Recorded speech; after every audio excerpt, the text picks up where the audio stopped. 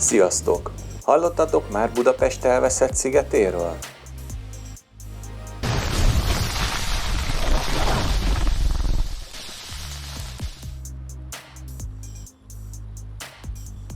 A Dunának a jelenleginél sokkal több szigete volt. Ezek közül talán a legkiemelkedőbb vagy legérdekesebb a Fürdő-sziget. Nagyjából itt helyezkedett el, most a mai Rákospatak torkolatánál, a Dagály fürdő mögött állok a parton. Ez a rész elvileg már az egykori sziget része volt. A Duna partvonala mintegy 20 méterrel beljebb volt a mai fürdő területén, sőt akár a Névfürdő utca vonalában. A sziget hossza kb. Fél kilométer, szélessége nagyjából 90 méter lehetett. És kb. A mai Dagály strand felétől bőven a Marina öblön túlig tartott. A Fürdő-sziget azért is volt fontosabb a többinél, mert már a rómaiak is használták, sőt egy híd is volt a két partról a szigetre. 1857-ben Zsigmondy Gusztáv találta meg az egykori hídpilléreket és dokumentálta.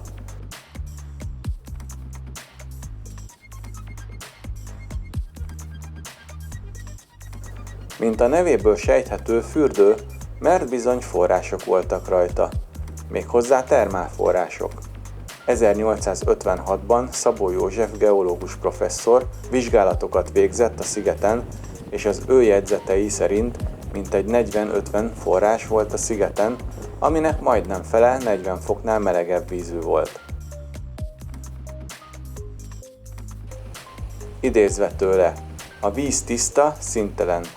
Hidratízűek, de kellemesen itatják magukat. Néhány közülük vacsokkert rak le útjában.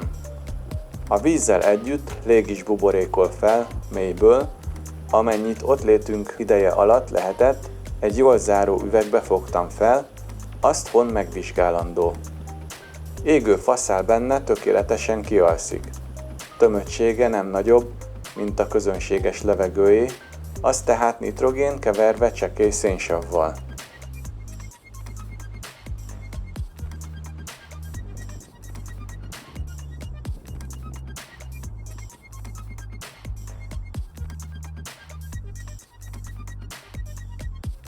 Nos, hová tűnt a sziget? 1813-as jeges áradás letarolta a szigetet, és kipusztultak a fái. Az amúgy sem magas sziget így lényegében zátonnyá silányult.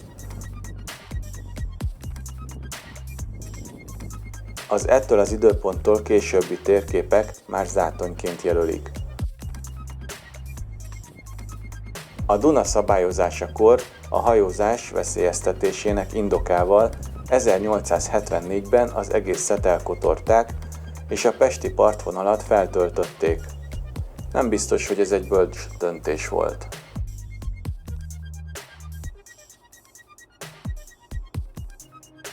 Dr. Lorberer Árpád Ferenc és dr. Tóth Tamás készítettek egy tanulmányt 2016-ban, és ők kutatták és térképezték fel a sziget eredeti helyzetét, ami ezen a térképen látható. Valamint arra is fény derült, hogy a sziget forrásainak jelentős része ma is aktív és kihasználatlanul a Dunába ömlik.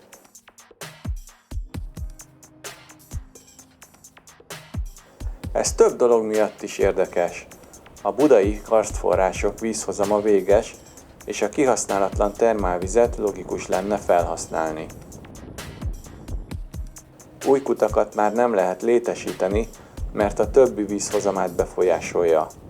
Valószínűleg Budapest túlépítése sem tesz jót hosszú távon a vízhozamnak. Minden talpalatnyi földet beépítenek, akkor hogy fog lejutni a víz az alsóbb rétegekbe? A Dagály fürdő nem teljesen a Fürdő-sziget forrásaira épült, de lényegében ugyanazt a vizet használja. Viszont a volt Fürdő-sziget forrásai a felszínre törnek a mai napig, és kihasználatlanul ömlik a több száz liter víz percenként a Dunába. Ha ez a sziget ma is létezne, biztosan védett lenne. Köszönöm, hogy megnéztétek, iratkozzatok fel, lájkoljatok, Találkozunk legközelebb, sziasztok!